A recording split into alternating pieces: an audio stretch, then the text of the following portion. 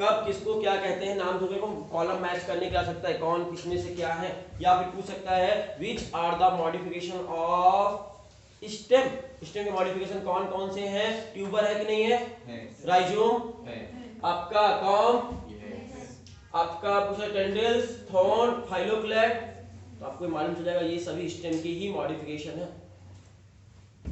अलग अलग नाम है। और कौन कौन सा एनसीईआरटी में नाम दिया हुआ है एग्जांपल, उनको भी देख लेते हैं, उनके लिए भी नाम क्या क्या दिया है। एक्स्ट्रा नॉलेज की सिर्फ बात कर रहे हैं आज हम, एनसीईआरटी तो कल ही पढ़ा दिया था, तो स्टेम में जो एक्स्ट्रा नॉलेज था वो दे रहे हैं, पढ़ सकते हैं जिसको। आपका था अगला ग्रास का नाम और स्ट्रॉबेरी का नाम। तो ग्रास आपको बता ही दिए, ग्रास के केस में क्या बोलेंगे, रनर के नाम चाहिए, तो ग्रास जो है वो रनर में आता है, जो घास आपका रनर में आता है। अगला बात करते हैं स्ट्रॉबेरी का, स्ट्रॉबेरी का नाम है ना आपकी बुक में, अंडरग्राउंड स्टेम है, स्ट्रॉबेरी की ओर चलते हैं, स्ट्रॉबेरी,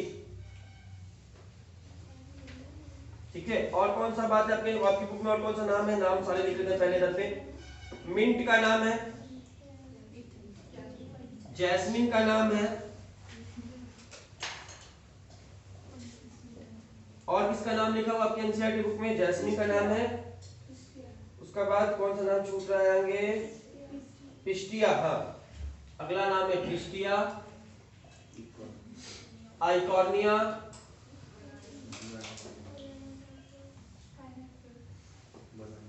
बनाना हमने आपको बता ही दिया है, पाइनएप्पल, पाइनएप्पल, क्राइसेंथेमम,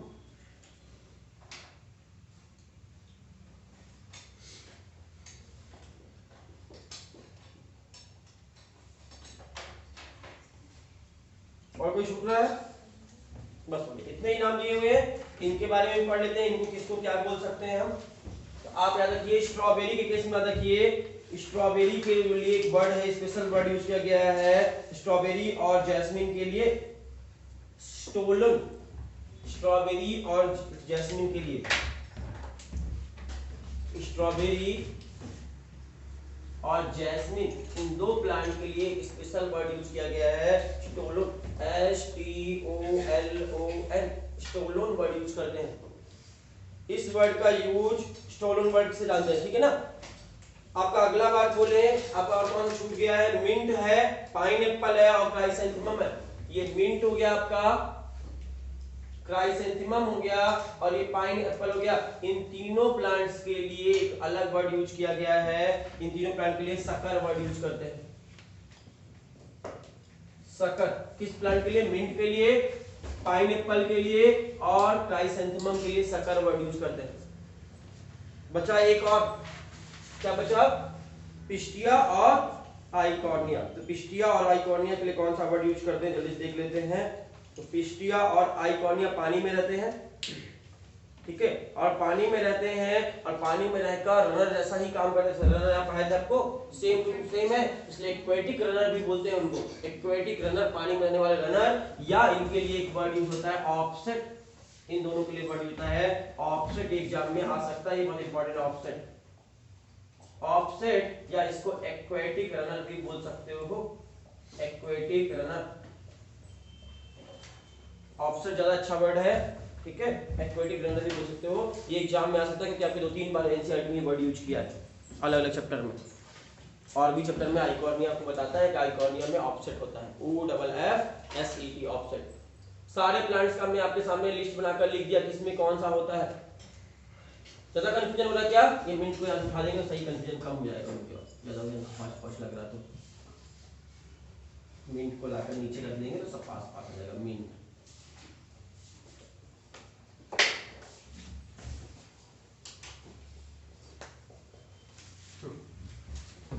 क्लियर हो गया भाई।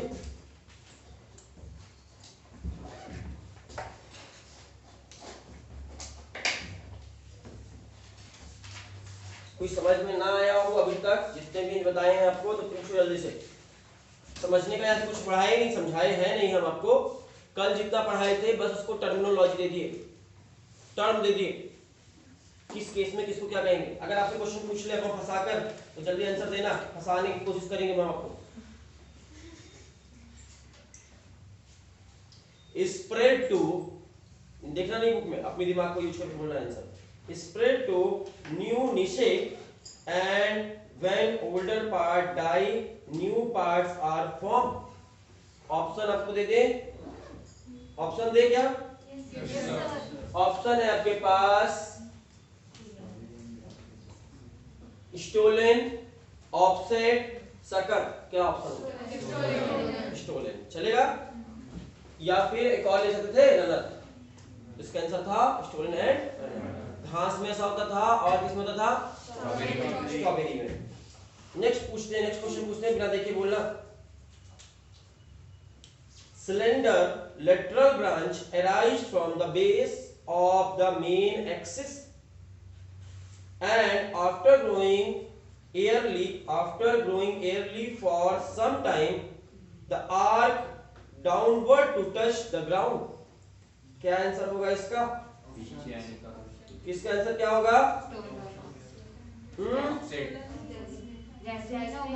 जैस्मीन और मिंट होगा इसका answer, sucker and stolon. Jasmine and mint इसका आंसर है। पढ़ाई थी आपको, देख सकते हो। जैस्मीन और मिंट में ऐसा होगा, कुछ दूर तक सीध आपका हवा में निकलेगा और फिर आगे जमीन को छू लेगा। जैस्मीन में ऐसा होता था और मिंट के प्लांट में ऐसा होता था, इसलिए सकर भी चलेगा आंसर और स्टोलन भी चलेगा। आगे चलते हैं। Lateral branch with short internode and each node bearing the rosette of leaf and tuft of root found in the aquatic plant। Offset. Pistia and icon। अगला लास्ट क्वेश्चन, बिना देखे बोलना। Lateral branch originated from the basal and underground portion of the main stem। Underground portion से निकलता है lateral branch. Grow horizontally beneath the soil, soil के अंदर grow करता जाएगा। And come out obliquely upward to give rise to new leafy shoot. क्या answer होगा? इसका आंसर होगा आपका, कौन कौन सा आंसर आएगा इसमें? आएगा आपका बनाना आएगा, पाइनएप्पल और क्राइसेंथेमम, मतलब एक वर्ड में बोले तो सकर। चलेगा? तो याद रखिएगा, बनाना, देखो बनाना को हमने दो जगह रखा है, वहां पे देखना, गलत मत कर देना। बनाना राइजोम भी है और बनाना सकर भी है, दोनों जगह जाएगा बनाना, गलत मत करना। बनाना सकर भी है, अगर तो कोई पूछे बनाना क्या है, बनाना में सकर भी है। बनाना सकर में भी आएगा, बनाना राइजोम में भी आएगा, दो जगह आता है, ये ऐसा चीज है बनाना। ठीक है, इसमें गलत नहीं, दोनों सही है। बनाना को सकर दे तो भी सही है, बनाना को राइजोम लिखे तो भी सही है। तो आपको ये अजीब अजीब टर्मिनोलॉजी लाल रंग से लिख कर दी है, इनमें से कुछ तो याद रहेंगी दिमाग में। थोड़ा कोशिश करना, क्योंकि एनसीईआरटी के अंदर दी हुई टॉपिक को ही हमने थोड़ा सा एलिब्रेट किया है, नए एग्जांपल लेकर नहीं आए हैं। नए एग्जांपल लाते तो आपको ज्यादा कंफ्यूजन होता, नए बिल्कुल भी नहीं लाए, जितने थे उतने ही पढ़ाए हैं। अब जल्दी से थोड़ा नया पढ़ लेते हैं, एक दो नाम जो आपको एक बार में याद जाएंगे, इसलिए बता देते हैं। एनसीईआरटी में नहीं है लेकिन जान लो। आपने लहसुन देखा है, प्याज देखी है, गार्लिक हो गया, ऑनियन हो गया, इन सभी की बात करें, गार्लिक की, ऑनियन की, इनमें बल्ब होता है। जमीन के अंदर क्या निकलता है? बल्ब। जो खाते हो क्या है? और वो भी मॉडिफाइड स्टेम है। ऑनियन की बात आपकी बुक में नहीं था, इसलिए एक्स्ट्रा नॉलेज बता रहे हैं। ऑनियन, गार्लिक, इसकी बात करें, इनमें क्या होता है? इनमें अंडरग्राउंड स्टेम को बल्ब के नाम से जानते हैं। बल्ब, आपको पूछे बल्ब, इसमें जो पाया जाता है अंडरग्राउंड स्टेम, उसे हम बल्ब के नाम से जानते हैं। क्लियर है किस बात? बल्ब, बल्ब कोई बोले तो कहाँ होता है? जमीन के अंदर। अब बल्ब के नाम से जानते हैं, उसमें मॉडिफाइड स्टेम है, ये याद रखना। लहसुन प्याज जो है, और उसमें स्टेम जमीन के अंदर है, देख सकते हो स्टेम कैसा होता है। अगर लहसुन का डायग्राम याद हो आपके दिमाग में, लहसुन का एक, तो उसका स्टेम मात्र ये रहा, ये स्टेम। इसको खाते क्या? इसका स्टेम नहीं खाते, मॉडिफाइड स्टेम है लेकिन स्टेम नहीं खाते, ये रहा लहसुन का स्टेम। अब इसमें से स्टेम में तो नोड और इंटरनोड होंगे, नहीं होंगे? होंगे। और नोड से क्या निकलेंगे, लीफ निकलेंगी कि नहीं निकलेंगी? लेकिन इसकी लीफ नॉर्मल लीफ जैसी नहीं निकलती, इसकी लीफ बड़ी स्पेशल लीफ निकलती है। देखो ये लीफ निकली ऐसे, देखो लहसुन वैसी लीफ, इसे हम लहसुन कहते हैं। ये लीफ है एक्चुअली में, देखो ऐसा लीफ निकला हुआ, याद आ रहा है? लहसुन या प्याज लगभग एक ही है, दोनों में एक ही डायग्राम बनता है। ये क्या है, लीफ है,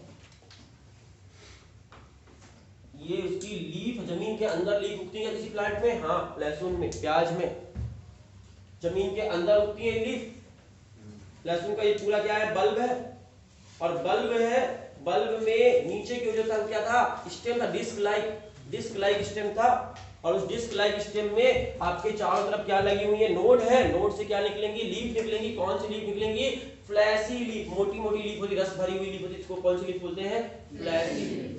फ्लैसी लीफ का काम क्या है, storage of food. Fleshy leaf में क्या भरा हुआ है, प्याज और लहसुन में जो लीफ है वो fleshy leaf, storage of food काम है। फोटोसिंथेसिस नहीं करती, सिर्फ स्टोरेज ऑफ फूड के लिए जमीन के अंदर होती हैं। ग्रीन कलर की नहीं होगी, फोटोसिंथेसिस नहीं करना। सारी लीफ ग्रीन ही होती, क्या नहीं होती, अलग अलग काम करने के लिए अलग तरह की लीफ होती है। यहाँ पर कौन सी लीफ है, फ्लैसी लीफ। और पूछा जाए इसलिए आपसे पूछे लहसुन और प्याज क्या है, किसका मॉडिफिकेशन है, तो स्टेम का मॉडिफिकेशन। भले स्टेम उसका नहीं खाते, लेकिन स्टेम ही मॉडिफाई होकर जमीन के अंदर चला गया। और किस नाम से जानेंगे इस पूरे स्ट्रक्चर को, बल्ब कहते हैं, बल्ब। तो लहसुन प्याज में खाए जाने वाला पार्ट पूछे कोई तो बल्ब होता है। बोलो सर, कार्बनिक में आपने बोला कि जो लीव्स रहते हैं वो अंडरग्राउंड रहते हैं, फिर फोटोसिंथेसिस कैसे होता है? ऊपर भी लीफ होती है हरी वाली। प्याज नहीं देखा, प्याज में ऊपर हरा हरा होता है, प्याज खाए हो ना आप लोग, हरा हरा वाला प्याज खाए हो, जो ऊपर की ओर हरा हरा होता है, अंदर की ओर फ्लैसी लीफ होती है। तो ऊपर नॉर्मल लीफ होती है, अंदर में फ्लैसी लीफ होती है। दो तरह की लीफ उसमें दिख गई, नॉर्मल लीफ और फ्लैसी लीफ, दोनों लीफ है। जमीन के अंदर होती है, इनको फोटोसिंथेसिस नहीं करना, इसलिए ग्रीन नहीं होंगी। और ऊपर में जो लीफ होंगी वो ग्रीन होंगी, फोटोसिंथेसिस करने के लिए होंगी। सर हाँ बोल मॉडिफिकेशन ऑफ लीफ होंगी ना, मॉडिफिकेशन ऑफ स्टेम कैसे आएगा? स्टेम नहीं बनता तो स्टेम से नोड कहाँ होते हैं, नोड नहीं तो लीफ कहाँ से आती है? दोनों आएगा, लीफ पढ़ाएंगे तो वहां भी पढ़ाएंगे, स्टेम भी पढ़ाएंगे। मॉडिफिकेशन ऑफ स्टेम, स्टेम का मॉडिफिकेशन होगा, जमीन के अंदर चला गया स्टेम, डिस्क लाइक हो गया, और उसमें नोड थे, नोड से एराइज हो गई लीफ। हाँ, अपना फायदा की बात देखें तो हाँ, हमको फायदा लीफ से फायदा है, स्टेम से कोई फायदा नहीं है। लेकिन लीफ ना होती, स्टेम ना होता तो लीफ कहाँ से आती? इसलिए पूरे से बल्ब के नाम से जानते हैं। अब जो मानना मान लो, बल्ब है, बल्ब में स्टेम होगा, डिस्क शेप का हो जाएगा, पिचका हुआ डिस्क शेप हो जाएगा, और उसके नोड से क्या निकल आएंगी, बहुत सारी फ्लैसी लीफ निकलेंगी। फाइलोक्लैड वर्ड कब यूज करते हैं, जब स्टेम फोटोसिंथेसिस करने का काम आता है, तो उन्हें किस नाम जानते हैं, stem is modified for the photosynthesis. किस एरिया में दिखेंगे, एरिड एरिया में चलेगा। एग्जांपल यू, आपका कौन कौन सा प्लांट आ जाएगा, ओपनजिया और ऐसे क्वेश्चन अगर आपको पूछें तो एक्स्ट्रा नॉलेज आपके दिमाग में रहना चाहिए। इसको एनसीईआरटी के बाहर नहीं कह सकते हैं, ये एनसीईआरटी के अंदर है सब कुछ। लाल वाला भी आपके एनसीईआरटी में ही कंसीडर किया जाएगा, क्योंकि वर्ड यूज किए हैं, ये वर्ड यूज नहीं हुए, लाल रंग से जो है वो यूज नहीं हुए हैं, लेकिन वो कई बार आपके एग्जाम में क्वेश्चन आ सकते हैं, तो गलत नहीं कह सकते आपके बाहर का, एनसीईआरटी के बाहर का आ गया। थोड़ा बहुत बाहर आता है, इतना ही बाहर आता है, समझिए कितना बाहर तक पढ़ना है उतना ही पढ़ना है, जिसके बारे में आपको एनसीईआरटी ने दिया, लेकिन एक स्टेप आगे और बता दिया हमने बस, किसको क्या टर्मिनोलॉजी कहते हैं। चल सकते हैं आगे। अगर ये लाल रंग से लिखा हुआ सब कुछ आपके दिमाग में बन गया है, ऑनलाइन वाले स्क्रीनशॉट ले लो, ऑफलाइन वाले लिख लो कॉपी पे। चल सकते हैं आगे। तो आगे चलते हैं, अब लीफ की ओर चलते हैं। अगर सब कुछ पढ़ लिया है, कोई दिक्कत नहीं है कहीं पर, तो हम लीफ की ओर चल सकते हैं।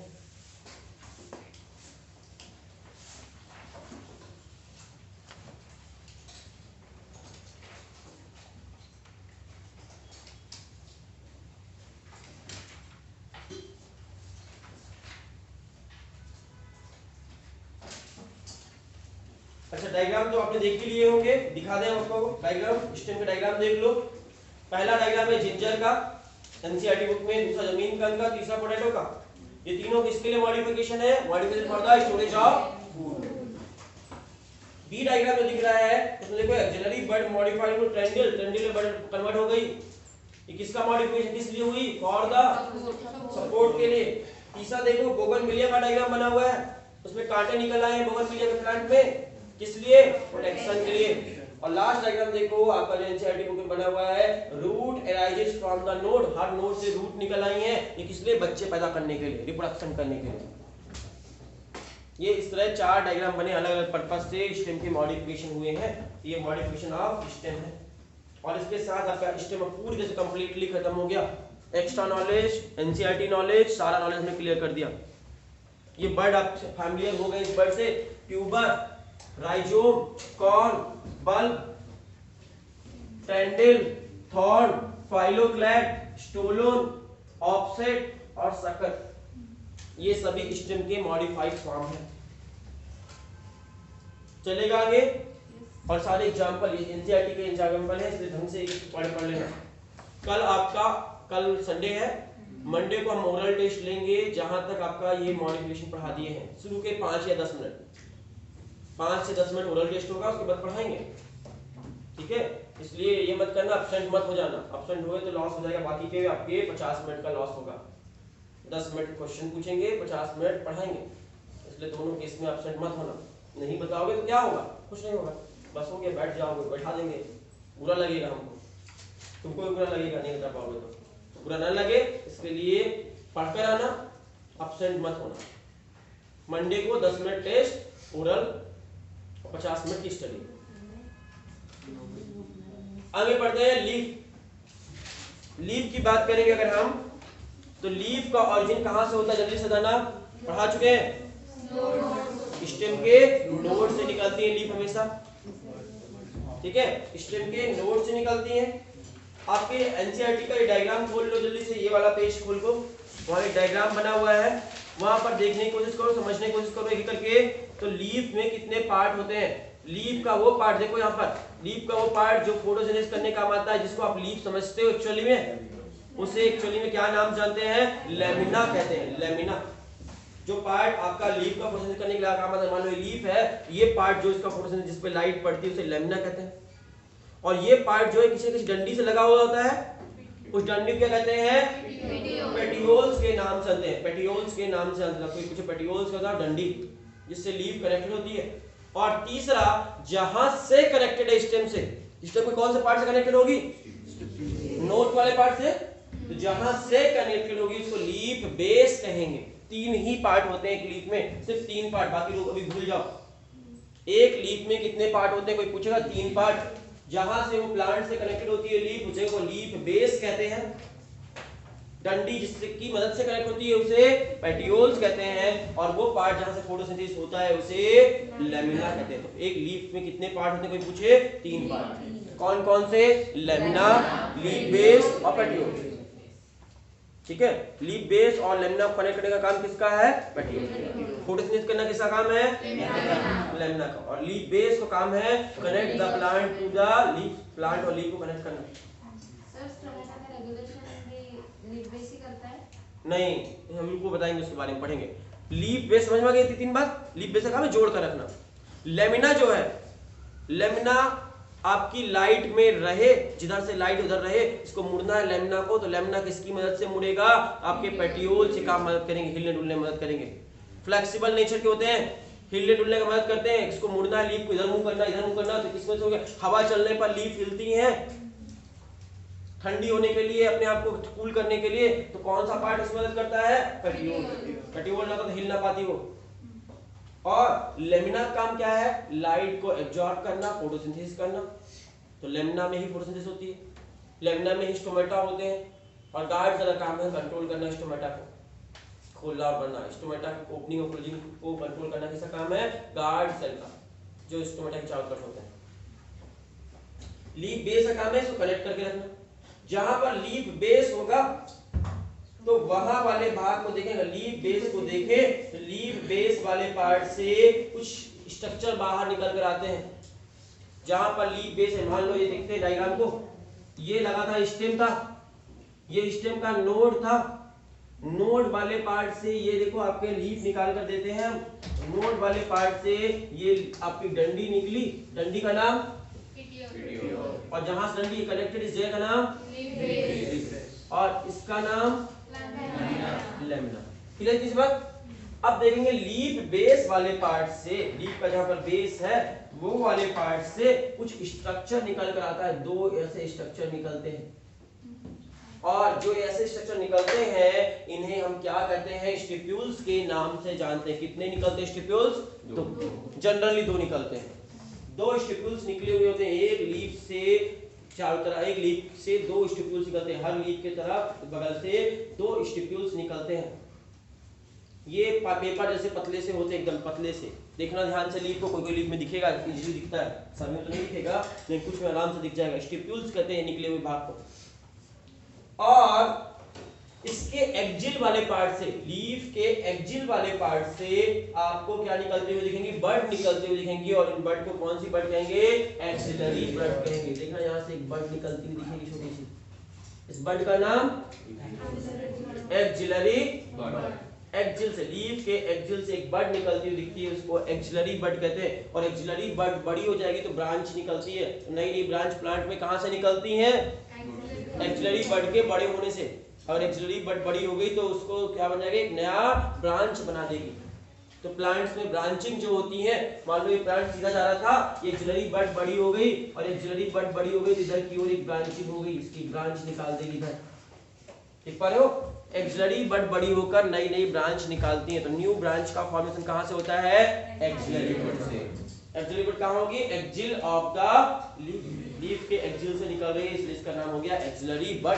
The bud which arise from the axil of the plant is known as axillary bud. आज पूरा पैराग्राफ को पढ़ने की कोशिश करते हैं, सुनते हैं करके। इतनी बात अगर समझ में आ गई डायग्राम तो। The leaf is lateral, generally flattened. Leaf कैसे थी? फूली हुई या पतली चपटी हुई? चपटी हुई। फ्लैटेंड होता है स्ट्रक्चर, लीफ का स्ट्रक्चर जो होता है जनरली फ्लैटेंड होता है। बोर्न ऑन द स्टेम, कहां से पैदा होती है? स्टेम से पैदा होती है। स्टेम के कौन से पार्ट से? नोड से ना। It develop at the node, कहां से निकलती है? नोड से निकलती है। एंड बियर, उसमें क्या क्या लगा हुआ होता है? बर्ड्स लगी होती है। कौन से पोर्शन पे? And bears bud in the axil, इनके एक्जिल वाले पोर्शन पे बर्ड लगा हुआ होगा। कोई लाइन यहाँ पर समझ में नहीं आई हो तो बताना जल्दी से। अगर डायग्राम समझ चुके हो तो ये सारी लाइन समझ में आने लगनी चाहिए आपको।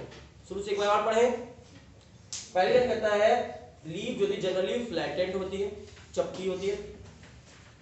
Born on the stem, stem से पैदा होगी। डेवलप एट द, कहां से डेवलप होगी? नोड वाले पार्ट से। एंड बियर, बियर मतलब अपने में क्या समाये रहती है, इससे क्या निकलता है? बड निकलती। कौन से पोर्शन से? Axil, in the axil. और उस बड का नाम क्या होगा?